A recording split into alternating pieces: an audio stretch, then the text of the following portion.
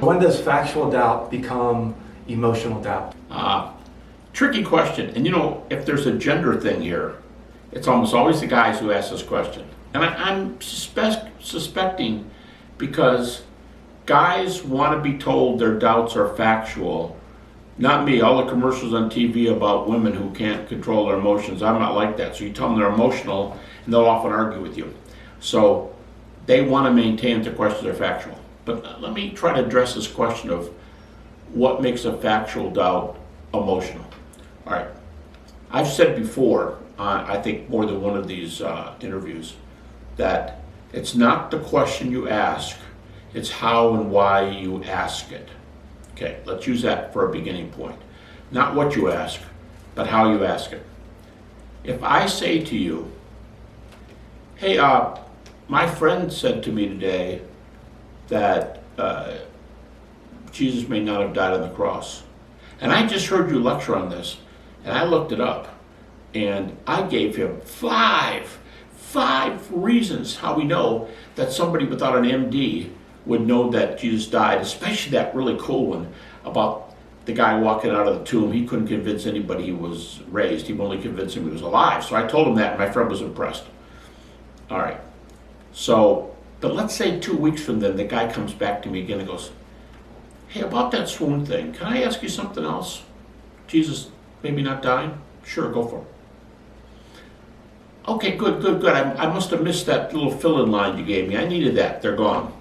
Factual doubts, if they're answered fully, are the answer to factual doubt is the facts. All right. What if that guy comes back to me in 3 months and goes, do you know that if Jesus didn't die on the cross, this would be really detrimental to Christianity because you can have a resurrection without a crucifixion? And how do you say this? When you've been dealing with it for 40 years, you go, yeah, I've heard that before. I've thought about that. Yeah, well, what if we're wrong? When I hear the what if, here's the first thing I say. Do you have evidence to back that up? It's almost always, no, but, well, yeah, I do have evidence. People are wrong, Yeah, I know, but I'm asking you to have evidence that this time this objection's wrong.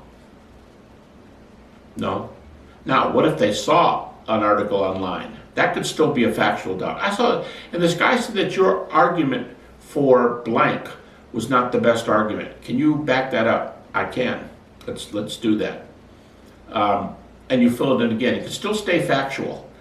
But if the guy is asking what if doubts, and he goes, but people are wrong. What if? What if is one of the main signs that a factual question is becoming or has become emotional. Okay. Now here's the next stage and the stronger one. You haven't heard from this guy for 3 more weeks, and he comes back.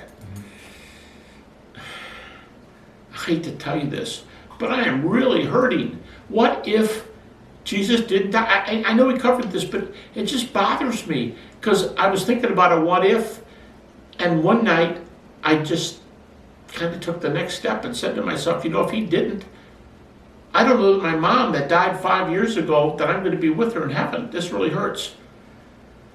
When a factual doubt becomes a what if doubt without data, or if it becomes a what if doubt with data, but it's answered, the questions are answered by data. That's a sign that it's already becoming emotional a little bit. But the bigger sign is I ask, do you what if about it? First question I ask. The second question I ask is, does that kind of doubt hurt? Yeah, right here, because I realize there's no afterlife. And doesn't factual doubt hurt? Doesn't hurt the same way. Yeah, no, definitely not the same way. And it might hurt just a little bit because you might call the definition of hurt might be, I realize an implication of this would be. But if you give plenty of facts and it answers the question and the person is still either what-ifing or saying, but sometimes when a guy comes to you, listen, I get emails from people all the time. Now, thankfully, one of my PhD students handles all my doubt cases. But oftentimes when a person sends me 2 paragraphs, that long email, I write back to them and I go, now, I haven't heard you out, so talk to my student. This seems quite emotional to me. You can see the words they choose and the way they talk about it. How about this? Factual doubt asks about data that are out there, whether the person is there or not. Emotional doubt often asks how I respond to the data. So when we talk about ABCs and what do you tell yourself about what you're saying, emotional doubt is you telling yourself something. The A's are the actual events.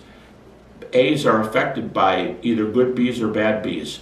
Bad B's, if this isn't true, then I don't have any basis for my faith in my mother who died. Man, I can't talk about it anymore. This really hurts. Dude, you're past the emotional door. You've been past the emotional door for a while. So what often happens is factual doubters think it's factual because they're asking for data. But the average factual doubter that is morphed into an emotional doubter, here's what happens when they leave you. They're on top of the world. Man, thanks, I didn't know those answers were out there. How much you convinced that I've answered your question? 100%, man, 100, maybe 99, but man, I'm good to go. Okay, good. Call you on Tuesday, 3 days later. What do you know? 80, but I'm still good to go. Week later, 70. And the doubt comes back. And rehearsing the facts makes you feel well, but it never gets you back up to that basis again. The facts alone don't stop the emotional imagining. It's imagination. Blaise Pascal used to speak, a famous philosopher, used to think about this kind of doubt is war with the imagination.